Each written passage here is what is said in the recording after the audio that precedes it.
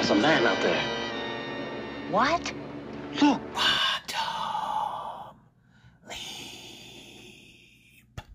Welcome one and all back to Quantum Leap 2022 Revival Series, all the way up to the penultimate episode of this season, episode 17, entitled The Friendly Skies. If you are new here or have just otherwise forgotten, please consider this your final warning for spoilers. Otherwise, bow out now. 3, 2, 1... Let's crack on with the show. So a little bit of recap from last episode. We discovered a couple of major implications for the show as a whole. The main one, of course, being that Ziggy is the mole in the program. Ziggy is the one that's kind of feeding the information to the evil Leapers in the future. Again, I don't really want to call them evil because they're just people with cross purposes. However, that is the main culprit. We need to deal with that. Magic learned this from Janice, and then poof, magically in this episode, no Janice again. Well, I understand she isn't a main component of the show, she isn't a main cast member, she was played up at the very beginning as almost a rivalistic antagonist, somebody that we were going to get to know, somebody that had all the information for the program, the things that we didn't know, somebody that was potentially working behind the scenes.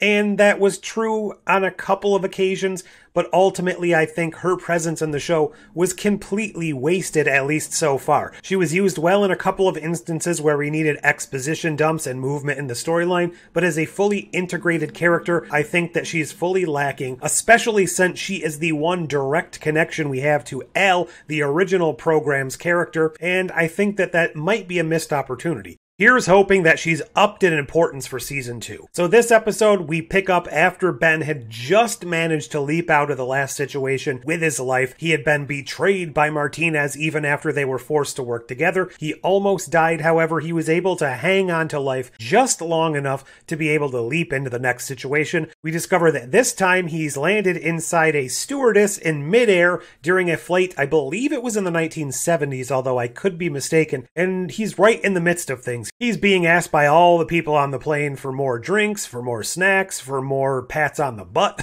all of those things. So it's not a great opportunity for him. And of course, he's still reeling from the situation of last episode where he was betrayed by somebody. So his little story arc here is that he needs to learn to trust again. I think that might be a little stretched. It might be a little thin as far as character motivation. I don't believe that he would just completely snap that way, but it made for a good storyline and it made for good odds to overcome, so I can't ding it too much. We learn here that this isn't exactly your typical just transatlantic flight like we thought it was. Things are going to go poorly. The plane is inevitably going to crash, and we historically don't understand what happened. It just kind of crashed, never found a black box.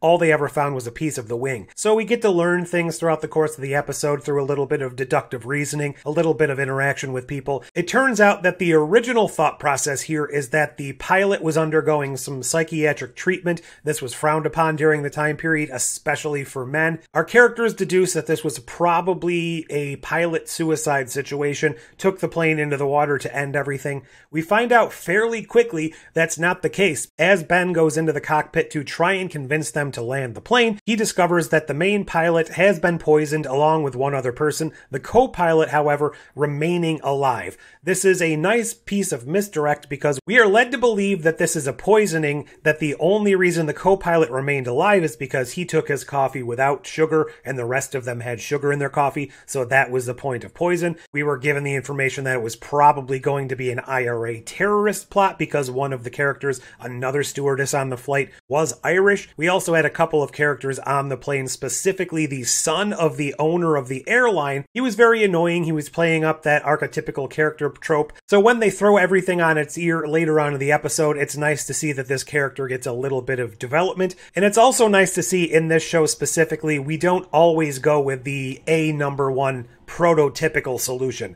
There's always a twist, there's always another thing that gets thrown into it, and that's something that I am enjoying. I do like when we get one solution that doesn't work out, we get another solution that may not work out either, and sometimes the real solution isn't presented until later on, and especially when they can get that solution to call back to something else really early on in the story, I think those are the most impactful episodes that we can have in this show. Simultaneously, because of the events of last episode, the modern modern day Project Quantum Leap group has decided to take Ziggy offline. Ian is very hesitant about this because apparently Ziggy is basically like the child that Ian never had. It's determined that they can go analog. They can still do research without Ziggy. They can still cobble together enough information and enough help to continue on with the operation. And the only way that they can take down the future Leapers is by not utilizing Ziggy, because the Ziggy in the future and the Ziggy in the present day are linked. They're basically spying in, getting all of the information, listening in on everything that's being said in our program, so they're always going to be at least 5 steps ahead of this team. Ultimately, I would very much enjoy this team going to the old New Mexico base at some point and working off the old style technology, at least for an episode to visit, maybe get some old school Ziggy tech, and that would be a fun thing, but I digress. This isn't what the episode is about. The main point here is Ben coming to terms with what happened last episode, our team coming to terms with what happened last episode, dealing with the situation, moving forwards, and as Ian tells our characters, Ben is only 1 or 2 leaps away from the final destination, and we discover at the end of this episode, after they save the day, they foil the plot, it turned out to be the handler of the son of the businessman who owned the airline. She and the co-pilot were in cahoots. They were hijacking this for ransom money. They weren't fitting well into the world. They needed an escape plan. It wasn't the most well thought out and well put together storyline I've ever seen, but it worked well enough for this with the misdirects and with the character development. They have to land the plane on their own. With the help of Ian, for the first time, Ian enters the imaging chamber and Ian becomes the hologram. Like I've said in the past couple of episodes, I very much enjoy the fact that we are now getting the full Quantum Leap team putting their unique spin on things. They're each entering the imaging chamber, they're corresponding with Ben. Magic even did so last episode over the comms. So I like that they're fully integrating the modern day people as well as just Addison and Ben going on the leaps, because I feel like this is the one place our 2022 Quantum Leap show has to differ from the original. Now, for the main blow-your-mind, cliffhanger, whatever you want to call it, after the day is saved and Ben successfully leaps on to his next mission, we find out the present-day Quantum Leap people have no trace of him. He is off the grid. They have no residual Quantum Leap energy. They have no mucking about in history, any of those little traces that they normally have when Ben jumps into a new time frame. They have lost him. He's off the grid. It has nothing to do with Ziggy being offline. They are stumped. They are at a loss. Then we cut to Ben's point of view, and it turns out Ben has leapt into the future. We are finally at that point in time that they've been saying all season. Ben has been slingshotting around history in specific points in order to slingshot into the future. Well, he has done so, and that future is horrible. We discover that the Quantum Leap project is completely destroyed. The building is in ruins. There is snow falling, and an older Ian comes out of the darkness to inform Ben, "I've been waiting for you. This is nuclear winter, so basically, yes, the world is over. Some of the theories that have been going around for a while, yes, this is a preventative measure to stop the end of the world, to prevent something that hasn't happened from our frame of reference, but has happened from the frame of reference of the Ian who initially leapt in order to give Ben the orders."